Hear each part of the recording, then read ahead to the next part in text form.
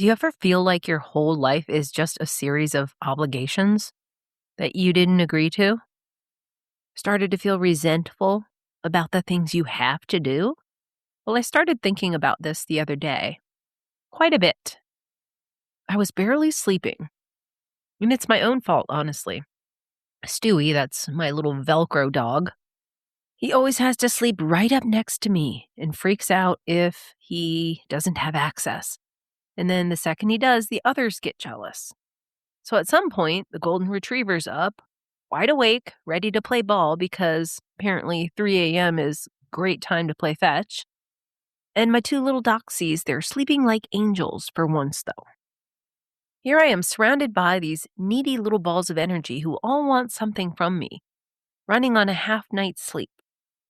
And I didn't think to ask myself until way later, why were the dogs running the show, really? Where they sleep, where they play, whose face is 6 inches from mine in the middle of the night.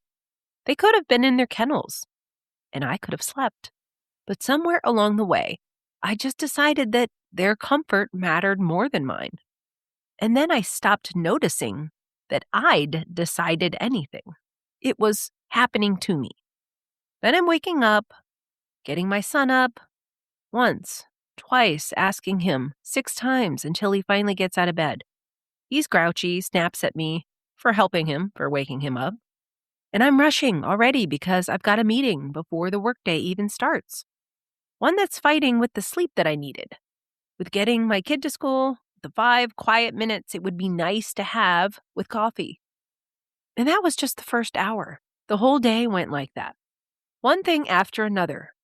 It felt like obligation after obligation because I was doing everything everybody needed from me. And then some. I had my own priorities at work, real ones that needed to be done. But there was always so much else that they just slid to the bottom of the list again. Here's what I've come to understand. The women who are best at handling things are the ones who end up handling things. Not because they signed up for it, but because they were good at it. They didn't complain, and somewhere along the way, their competence got read as consent. You know what this feels like. You look up one day and your life is a list of obligations you don't remember agreeing to. The job that keeps asking for more, the commitments that multiplied when you weren't looking, many people counting on you, and that resentment. The little realization that you're so tired of being counted on for everything by everyone. Now, we know you're capable. You already know people expect that you can handle it. So let me give you the version that actually changes something in the scenario. Nobody buried you. You said yes to all of it. And this episode is about that yes. Why you keep saying it, what you're really getting out of it, and how to start choosing differently. Welcome to the Bold Life School, the show that empowers you to elevate your life and to step into your full potential. I'm your host, Jamesyn, and this is where ambition meets authenticity, where you'll find the tools and inspiration to grow, evolve, and thrive. Each week, we dive into powerful topics that challenge the status quo, whether it's to break through limiting beliefs, navigate life's transitions, or embrace the bold moves that push you beyond your comfort zone. Now let's get into today's episode.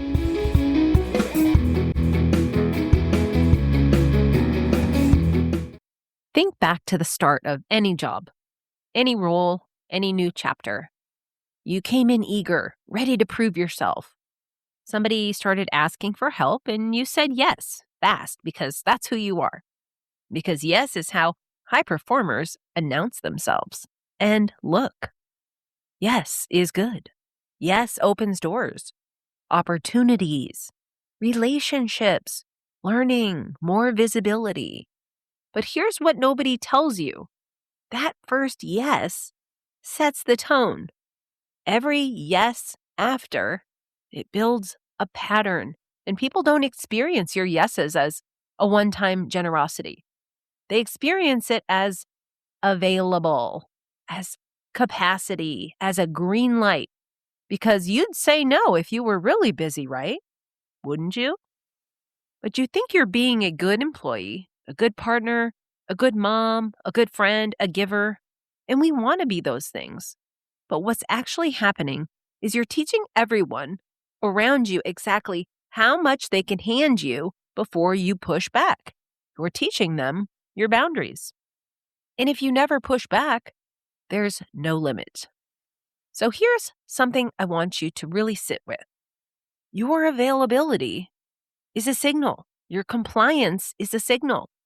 And the people and the systems around you are reading that signal all the time, whether they mean to or not. When you take on the extra project without a word, you're not just getting it done. You're telling your whole organization, this is fine. Yeah, give me more, load it on. And think about it. If nobody knows how underwater you are, how are they supposed to respect a boundary you never actually said out loud? When you're the one who always says yes, you become the path of least resistance. Managers don't hand the hard things to the people who might say no. They hand it to the capable woman who never does. That's why the highest performers get buried first. It's got nothing to do with your limits and everything to do with the signals you're giving. You've quietly, competently trained an entire ecosystem to treat your capacity as infinite. And that's a feedback loop. And here's the good news about feedback loops. They change the second you change the pattern. But notice what the story quietly does. It still puts them at the center. They piled it on. They read me wrong. They won't respect a boundary that I never set. And all of that can be true and still keep the cause safely outside of you. It's not your fault, right? But that's the sneaky version of blame. But you are the one feeding it. And you're not feeding it out of obligation. You're feeding it for something. You're getting something out of it. And if you're doing this in one area, say at work, I promise you're doing it everywhere. It becomes your signature. You can love your responsibilities and still feel the weight of carrying them. You can adore the people, and yes, all of the dogs who depend on you, and still feel that flash of resentment when you realize every single role in your life is set to the same default: give, give, give. And you might feel resentful of the people around you, the job, even the dogs who won't let you sleep through the night. But here's the truth. That resentment isn't about the workload. It's not about the requester or the asks. The problem is not what they are doing out there. It's about the fact that you've been choosing this the whole time and calling it something else. If you catch yourself saying, I have to or I can't, you're probably blaming the situation or the people when the truth is it's you who's responsible for it. You're resentful because of a choice you made to do the thing, to please the person, to feel obligated, without ever stopping to examine the thought underneath. Because you did choose. Every yes was a choice. Every time you took on one more thing, a thought ran first. Oh, a good employee handles this. It's easier if I just do it. They need me.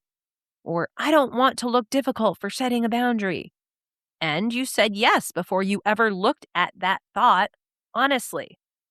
That's still a decision. It's just one you made on autopilot. And underneath the task, you were choosing something bigger. Acceptance, accolades, belonging, safety. You were choosing to stay the reliable one, the person who can be counted on. Every automatic yes keeps that identity locked in place for you. And you never stop to ask yourself, wait, what do I actually want to do here? Do I have time for this? Now, I know in some instances it doesn't feel like you have a choice. When your boss drops last-minute work in your lap, it feels like you have to. When your husband asks you to handle the whole weekend so he can go head out on another golf outing, it feels like you should, so you do. Let me give you one of mine. My son wanted to go to school, 7 miles away from our house instead of the one right down the street. So every morning and every afternoon, I drive him. And that drive lands right in the most popular meeting hour of my day. So I had two real priorities, both important, colliding every single day. And for a long time, I told myself I had no choice. He's my kid. Of course, I'll drive him. But that's not true. And this is the part, it's hard to say out loud, that I did choose. I chose the school, the drive out of my way, the daily collision with my calendar. Because why? Because I like being the mom who shows up, who makes it work no matter what. And that's an identity I wasn't willing to put down. But nobody handed me that obligation. I was feeling resentful towards him, but that was my choice. That's a yes I keep saying for a reason I don't want to let go. And once I could see it as a choice, I could work with it. I could take accountability for that choice. And then I could move into solving the problem, sharing the driving, moving a meeting, deciding on purpose instead of resenting a bind I created myself. But that feeling, the one that says you have no choice, that feeling is a trap. Because when a choice becomes automatic enough, it stops looking like a choice at all. And you start experiencing your own decisions as things that happen to you. And I get it because so often it really does feel like things are just happening to us. Life throws one storm after another and another, and we just keep rolling and doing it anyway. But then we aim all of those anger, resentment types of feelings at the situation or the people who supposedly put us there. But that's not actually truthful. So I can't let you or me off the hook with, oh, you had no choice, because that story leaves you and me powerless, and we're not powerless. You were choosing by default from thoughts you just didn't stop to question, and then living with the results you never actually signed up for. You walked right into the obligation trap. But when you live your whole life pleasing other people without ever prioritizing or considering your own wants and needs first, you're making a choice. And it's a bigger one than it looks. You're choosing self-abandonment to please others. So that sounds harsh, doesn't it? Sit with that word for a minute, abandonment. But self-abandonment isn't always super dramatic. It looks more like the dinner you skipped because someone needed something, the workout you keep rescheduling, the book on your nightstand you haven't opened in a year because everyone else's needs got there first. It's not one big betrayal, usually. It's 1,000 tiny ones. And you are the one committing them against yourself. But here's why that's actually the best news. A choice you're making by accident, maybe that you didn't think about, is a choice that you can start making on purpose. You have the power of choice. You've had it the whole time. But how do you actually choose differently? It starts before you say yes. In that split second where you decide, all right, somebody needs something from me. What is this going to mean for me? Pause. That's one place you've got any real leverage, because the request itself to do this or help with that or take over this, that's just neutral. It's the thought you have about it that sets everything else in motion. So let me show you the same request and run it through two totally different thought processes. So say somebody asks you to help out on another team's project, and it's going to take up a real chunk of your time. That's the ask. And you think something like, oh, they really need me. I'm happy to help. I'll do whatever you need. I want you to do well. So you feel honored they picked you. You aim to please. You feel like the good employee, the one who helps other teams, the giver, the doer, the superwoman. And it starts as a one-off, but soon They're asking for more and more, like the project's your actual job. So you start prioritizing their work, cutting corners on your own. Now you're behind. You're locked in, wondering, how did I even get here? And you don't say no because they need you and you want to be seen as helpful. So they do see you as helpful, but you haven't been very helpful to yourself, have you? Their project's going great, but you're stressed and behind on yours. Your boss gets the need, but she's a little baffled at how you ended up way over there doing that work when you've got all this work sitting here. And the asks keep coming. From the outside, it starts to look like you've got a boundary problem. I mean, why would you put yourself in this position? Now, watch the second version. Same group, same request. They want you to do some work and it's taking over your priorities. But this time you think, when asked, I need to look at my priorities and commitments before I answer. And because you paused, because you actually considered your load yourself, you feel something different. You feel steady, in control. So you go review your schedule, you tell them the priorities that you have to handle first, and you commit to helping based on the time you actually have. And when the prioritizing gets hard, maybe you go to your boss and you say, here's my conundrum. Can you help me figure out which one of these competing tasks is most important? So now you've communicated that you're willing to help when it fits. You've set a thoughtful boundary around your time. You're not resentful. You stay focused on what matters and you don't get pulled off course because you know that not every ask has to end in a yes.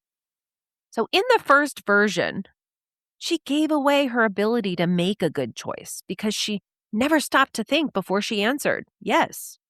Her thoughts were all about pleasing, and her actions dragged her right off her own path.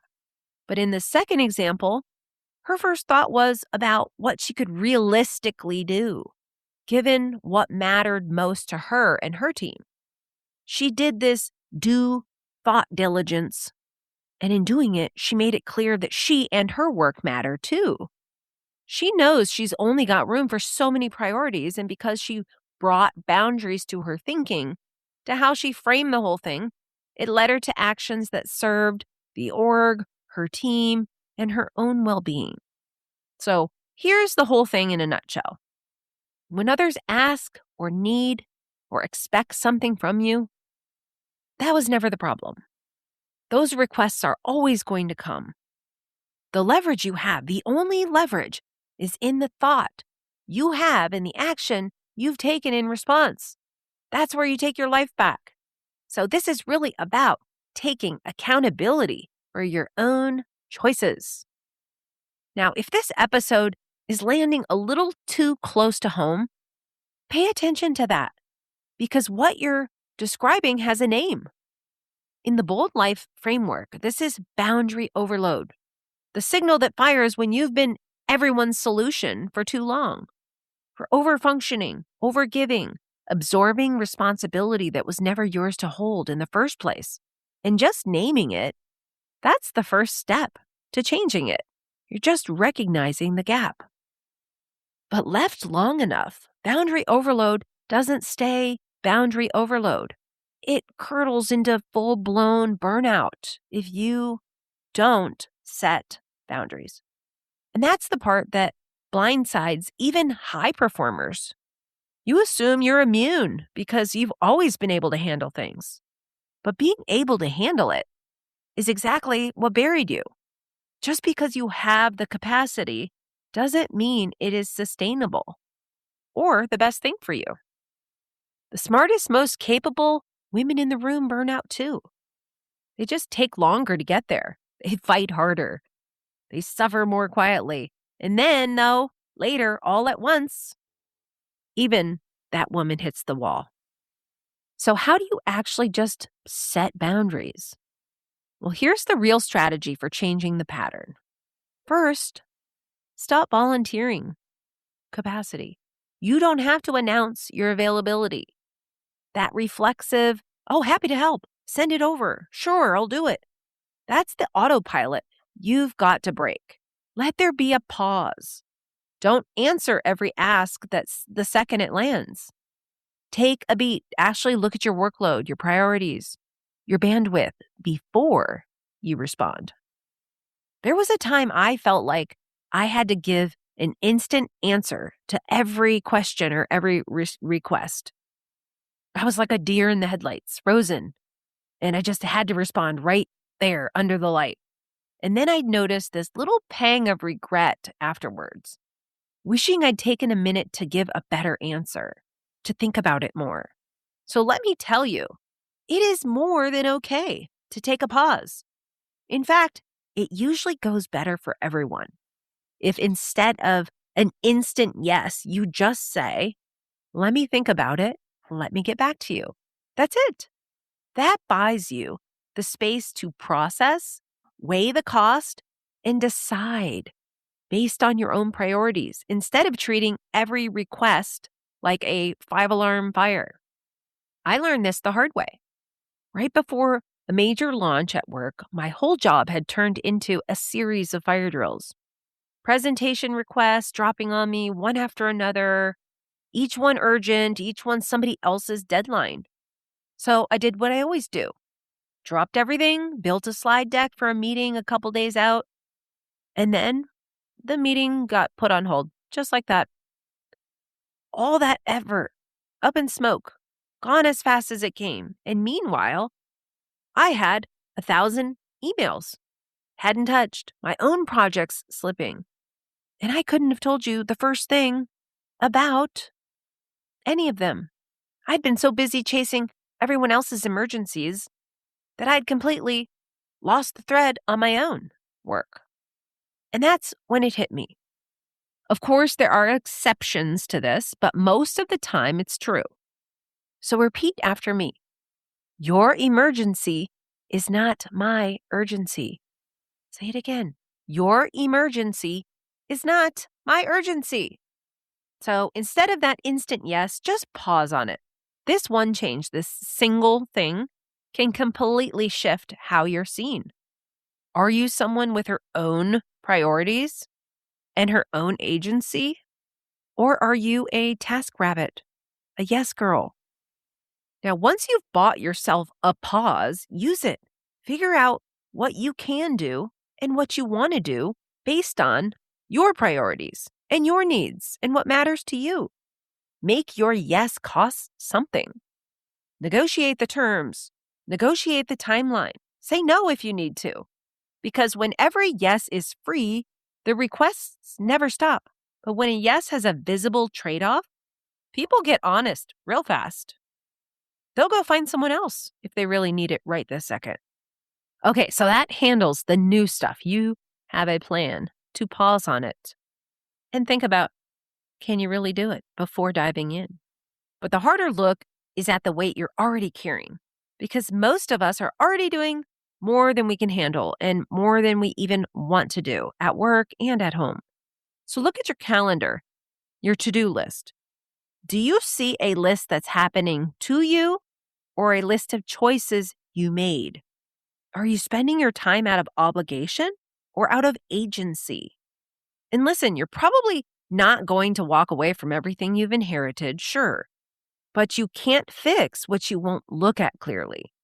You can't change the conditions until you're willing to face that you are choosing every single decision. You don't have to say yes to that project right this second. You don't have to blow up your one restful weekend to give someone a ride or bail out a friend. You don't have to carry the load alone. So if your life feels stuffed with obligations, get curious about why you chose them.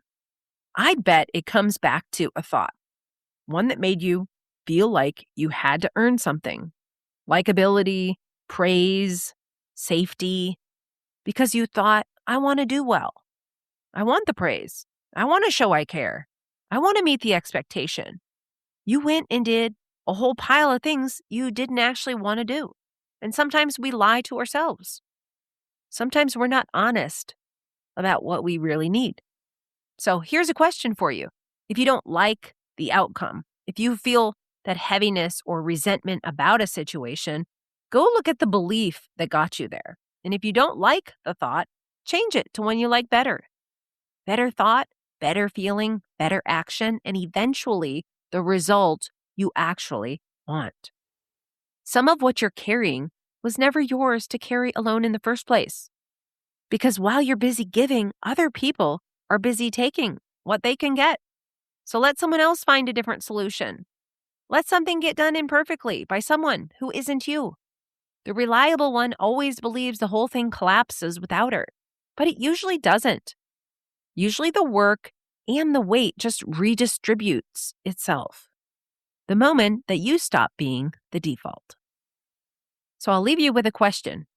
If you stopped absorbing every request tomorrow, you let your compliance stop being the main signal, what would actually fall apart?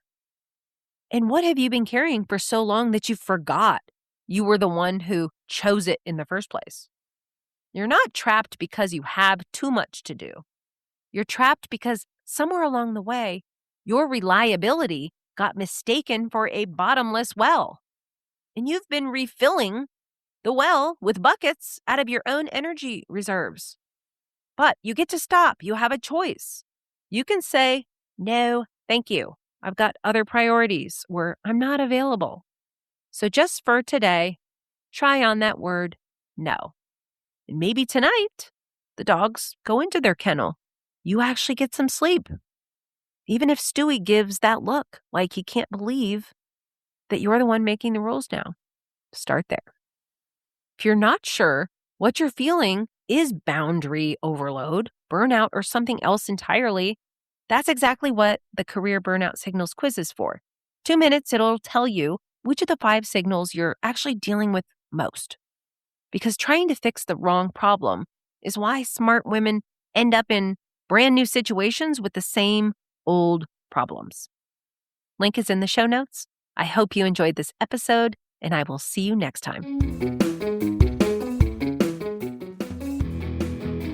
If you enjoyed today's episode, head over to theboldlife.coach for more resources, join our community, and start living your boldest life today.